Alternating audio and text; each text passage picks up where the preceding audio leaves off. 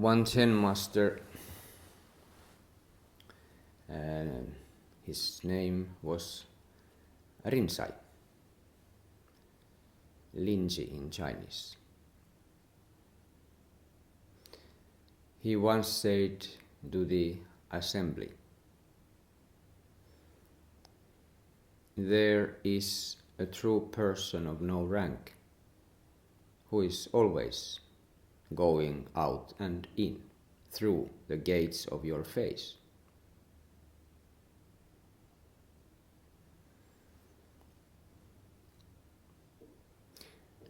And it continues, but we come back to this soon. It sounds quite interesting. I never noticed this person who is going through my face. But if Master Linji says that, there must be some truth. True person. All the time. Always going out and in. Through the gates of your face.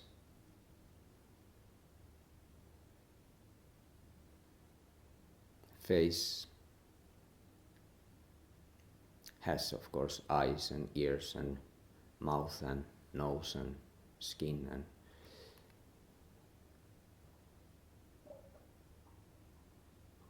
hearing and smelling and tasting and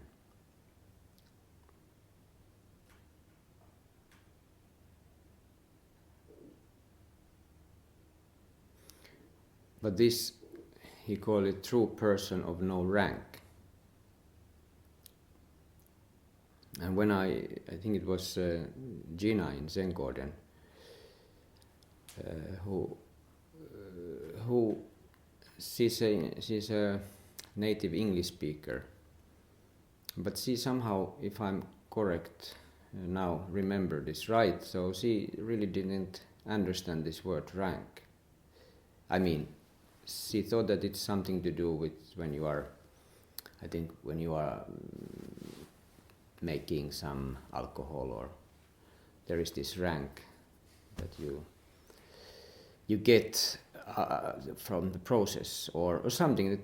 Of course, she knew that this word is also some kind of English word for some kind of level or something, but I don't remember what was her suggestion that we should use. But this word rank that's how I've seen it in this koan. So no rank. Ranking, of course, in many fields in the society we get points, and we have rank, put some place on who is the best and who is the second best. And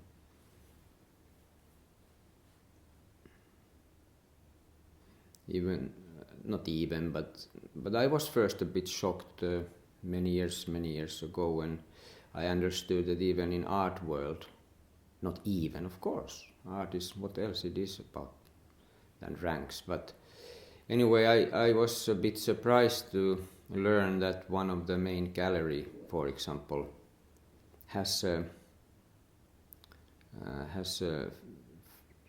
files of Finnish artist or artist, not only Finnish maybe, but artists that they knew, and they gave points for those artists. Not artists necessarily, as I understood, that they are those artists having exhibitions there, but just like a kind of following the field and seeing how they give points. And of course, if you have higher points, you have a better chance to have an exhibition there. But and then somebody told, yeah, this is very, of course, they know everybody, and you have some points there, and that's how they will check you. So And of course in military you need rank, and it's a practical tool for sure. It's a kind of, but is that all that rank is? So there is true person of no rank. So the, how is it in English? This the new clothes of the king or something. The king has this new clothing, which was that he was naked, but he didn't quite get it first. So this naked king is running through my eyes and ears,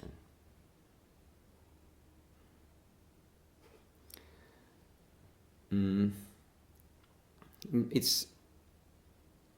this is very nice sentence anyhow. I like this challenge that Lindsay is putting out here. And he continues, you beginners who haven't yet witnessed that one, look.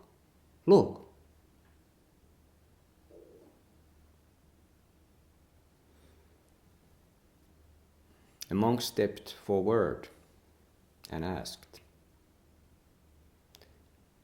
what is the true person of no rank? And Lindsay got down from the seat and grabbed him. And the monk hesitated. He hesitated. That's of course the split of the second. It's a blink of an eye. We start to think. And as it says in this Haku in Zenzi,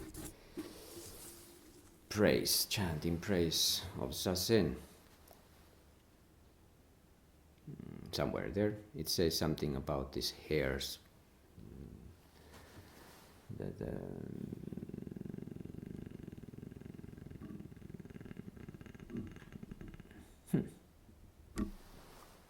Too bad that we don't do this in Finnish, because then I could say it, but this English version I really don't know it by heart. Maybe that's not that important, because I can't see it.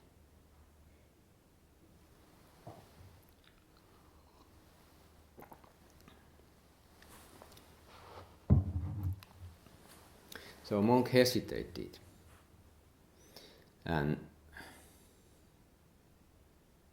then Lindsay pushed him away and said, the true person of no rank,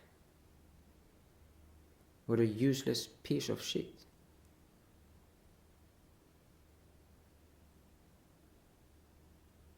And that's the end of the conversation.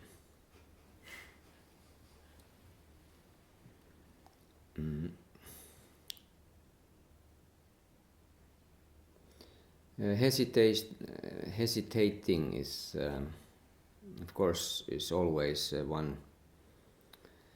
How can I say? One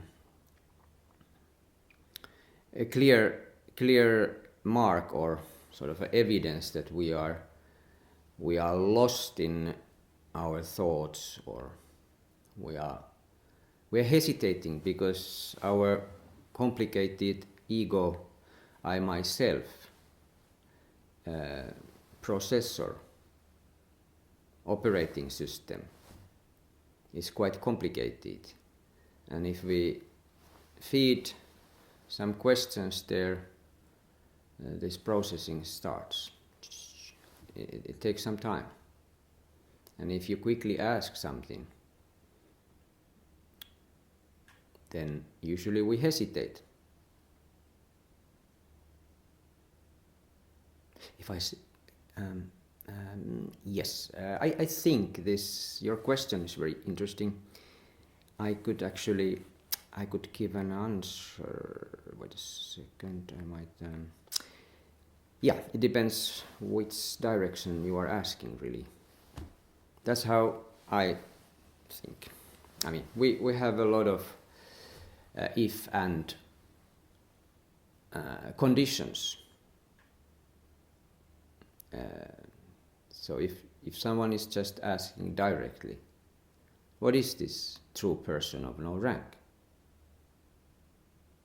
Like this monk did. He was interested in enough to be actually so brave that he stood up and asked.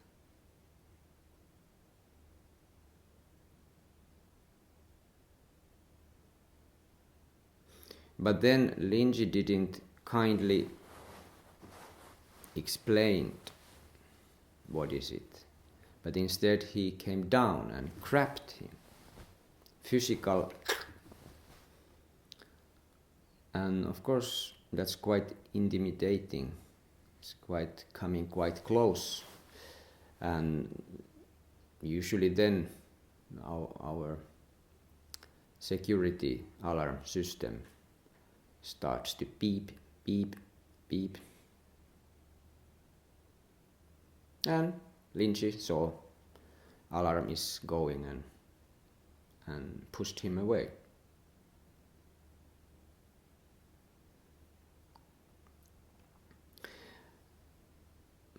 So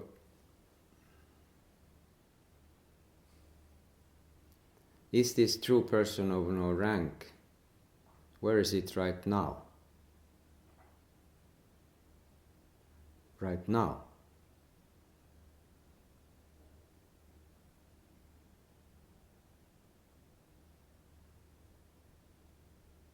Is there anything going through the gates of your face?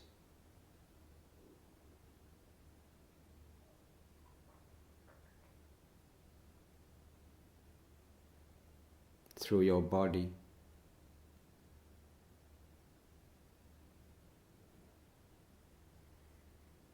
Something that has no name.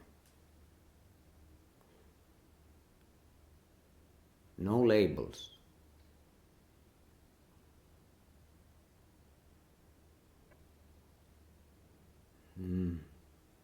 No gaining, no losing. Is there something like that right now?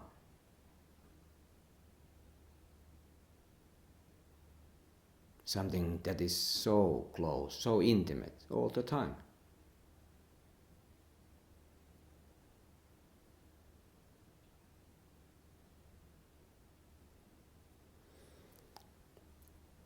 Yes, there is.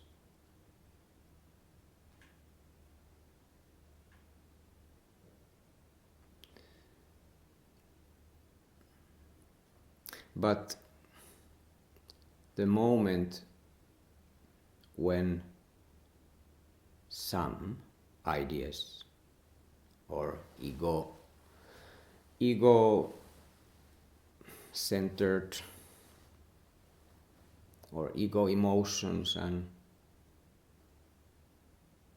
anything basically happens and we get attached to that, we have pulled out from that face.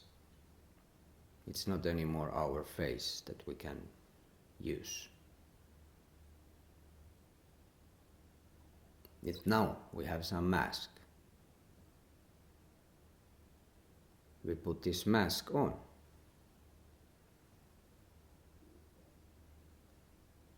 The mask, of course, can also represent, or the mask can pretend that it's the mask of person of no rank. We are very complicated.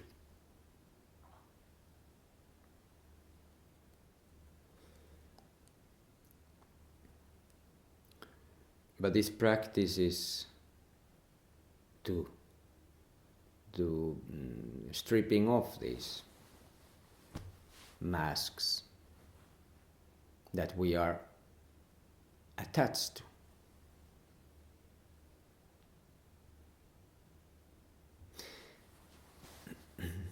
I just got this idea that, I don't know if it's an idea, but thought. It's a thought, yeah. That Buddhism or Zen Buddhism, maybe, yes, Zen Buddhism quite a lot in its very direct way. But in general, does Buddhism really tell us or teach us what is the truth? Like if we compare, to some other philosophy or religion, they basically tell people that this is the truth. I mean, this, if you read carefully, you will see this is the truth. You can kind of learn it. You can study it, and they very kindly tell you what is the truth. But does Buddhism really tell what is the truth? It's pointing. That's what it does. It's pointing, but not really telling what it is. Because that's the funny part. It's our privilege to examine. But what Buddhism does, Buddhism teaches and shows and tells what are those conditions, what are those, what is the cause that we cannot directly live the truth. So it kind of comes from the other direction. The truth is, okay, Buddhism doesn't need to take care of this truth because it's anyway here. It's nothing that somebody has to be worried about, or kind of if somebody is going to destroy this truth. It's impossible to destroy. No, that's a good news. It doesn't need any kind of security troops or concrete walls that are thick than hell. But still the problem is because it's stored, it's kind of kept on the plain sight, open. The secret or truth is so open. We always think that if something is so valuable, so big thing than the truth, it must be placed somewhere where only few selected people with high ranks can enter, can go and study and read and learn and to get to know what is the truth. But this truth that Zen Buddhism, if we need to put this name, Zen Buddhism, but yes, is interested in, is contributing for people who are interested in, it's really not hidden at all. And that's why it makes it so difficult to come to see. Even a glimpse of it is so difficult. Cheers.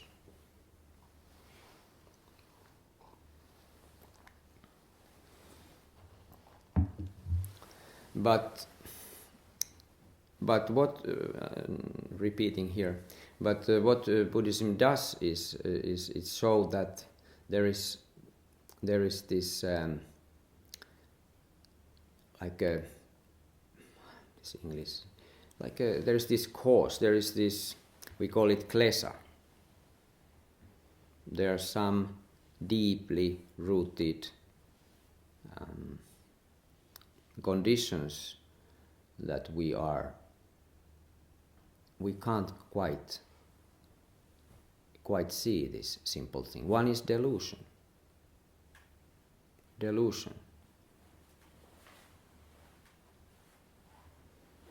And it's not really that we can blame anyone that we are deluded, so to say. It just happens. Maybe if this society would be filled with bodhisattvas and like active bodhisattvas and greatly enlightened beings, that every corner you take a turn, you will bump up with someone who is aware of these things. Maybe then there would be more these kind of activities in this world, but not yet. But we have this delusion, we have this deeply believed truth, which is not true, that we are separated. And that in itself, of course, will start this wheel of life and death to turn.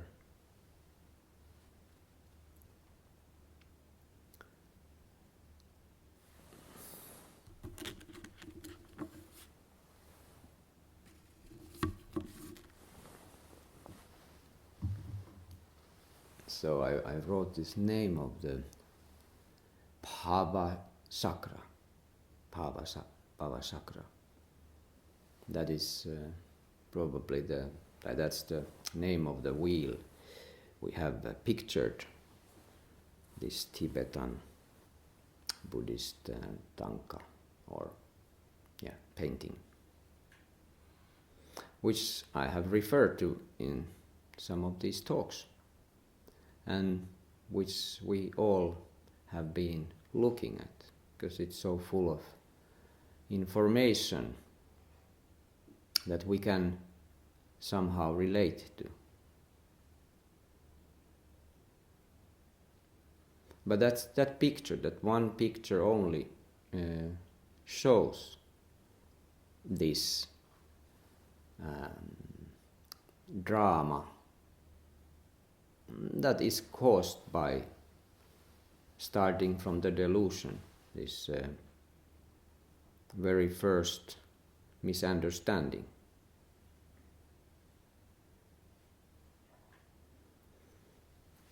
That we are separated somehow.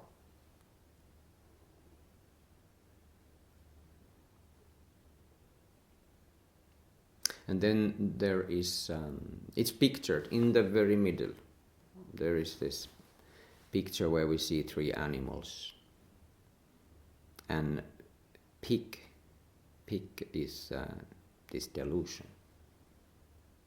And then we see there is a snake and bird, rooster, sometimes said.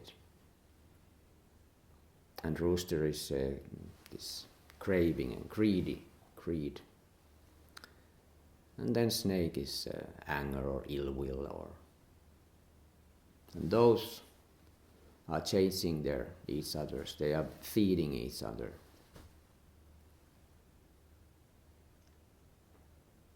And that little circle is, yes, it is really, we know that, how it works. But somehow it is like a quite innocence, but sadly so anyway, but it's kind of innocence, because we are quite innocent. That's how I still want to believe. It's just a kind of bad luck that we quite didn't understand that there is another way. And we are so like attached to think that if we don't run after something and if we don't fight for it, if we don't if I'm too kind or if I'm too generous or if I'm too this or that, something bad will happen. So we are unsecure. So we have rank, and it's called unsecure. We also have rank me. We have,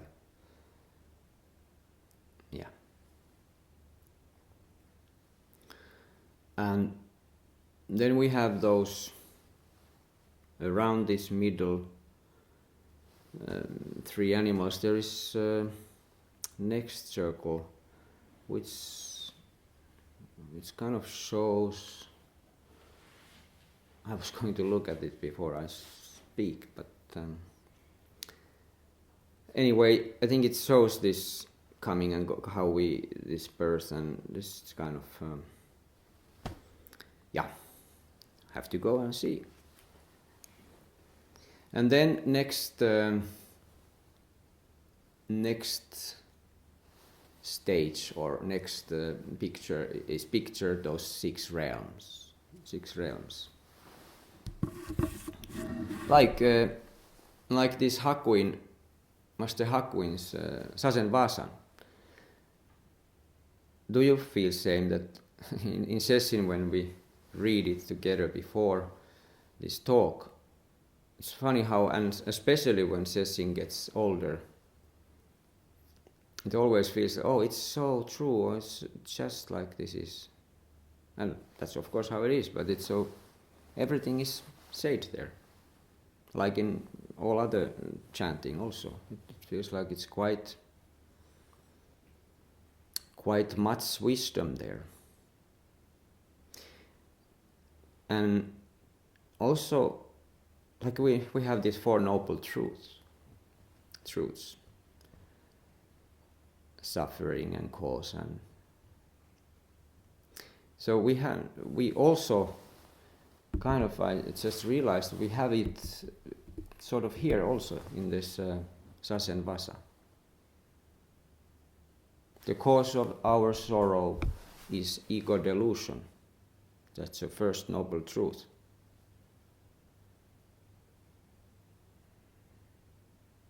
And just the sentence before, it says, like a child of rich birth wandering poor on this earth, we endlessly circle the six worlds.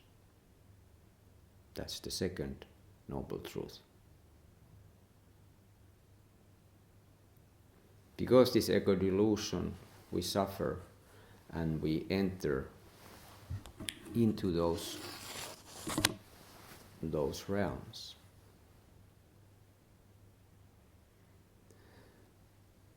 But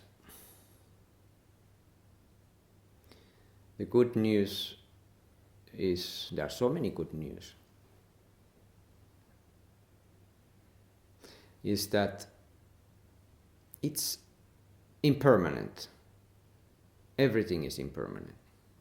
All that has some sort of form, everything that has come to be some way or another is impermanent.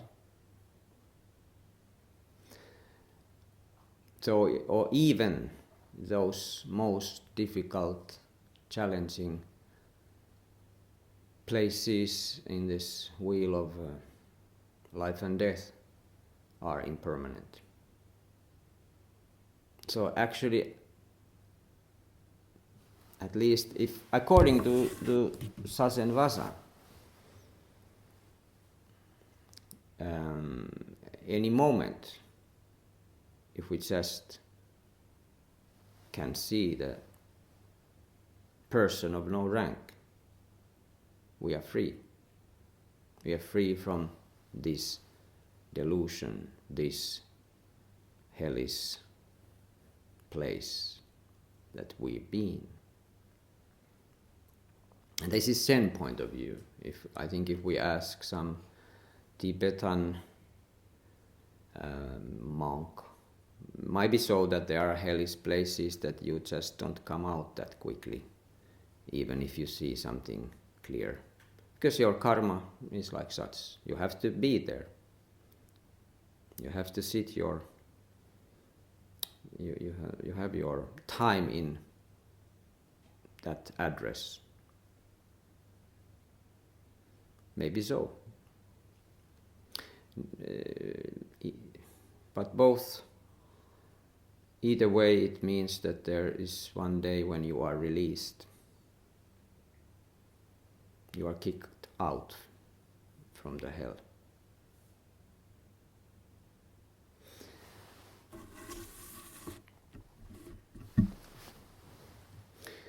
But more we see those 6 realms, how they really, what is in each of those, how they works. Why do you end up there? Why do you fight? Why do you are so envy? Why don't you are happy what it is right now? Why I can't let it be? Why can't I just drop all this nonsense of this and that and live this moment? Why we have to take and make so many mistakes and confusion? Why we have to start to argue everything? Not just arguing, but also getting angry and losing all the fun there is. And that's enough how we will change our address. Here I come, asuras, fighting demons.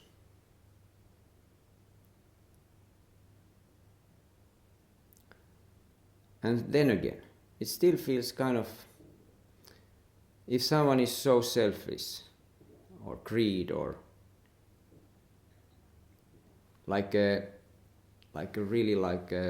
almost like a illness, or it is illness, but you are so like that. So, and then you end up into this terrible place. But still, somehow it feels like this person is not really guilty for anything. It's just kind of a sad confusion, little bit of misunderstanding there. And if that's the case, then I think this image of Kanseon, Bodhisattva Kanseon, with her 10,000 arms and eyes and ears and all that goes through her face all the time, and can hear and see this craving and sadness and sorrow and pain that we people are having when we are taken to this wheel of life and death. But because of this compassion, there are those 10,000 arms that can reach you and can help and guide.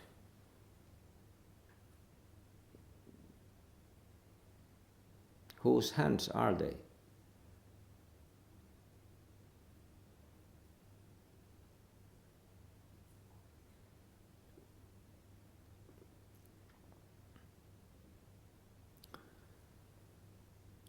Zen is, this practice is like a mirror. It just shows back what is shown to it. And it doesn't color or shape this mind of no rank, not in any way. It doesn't change the color or anything, this practice. That's maybe Kodosawaki Roshi said, Zen is good for nothing. It cannot change anything. It cannot change.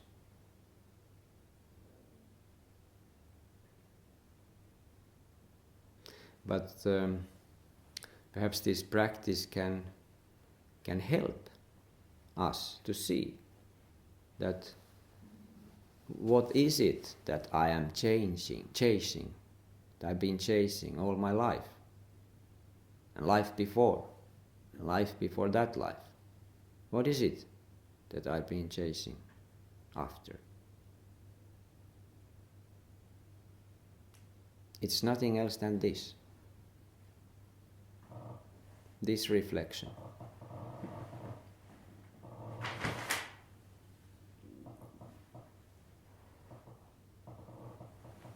So please, now we can choose to use these precious last days. We have built up this energy. We have really, really done some work here. That's what Sesshin is. It takes days. But now, after this work is done this far, we have a foundation. We have a very nice foundation, solid foundation for the practice. Now we need much less to be worried about. We can concentrate now better. We have the power to choose. If I just turn my focus, my whole being into this one doing, or let I this mind to be taken on drifting away like I've been doing billions and billions of times. Or do I make decision here and now to try to stay in with this practice, with this moment, with this breath? Because the true person of no rank is just this close. Don't miss this opportunity. May all beings attain the Buddha way.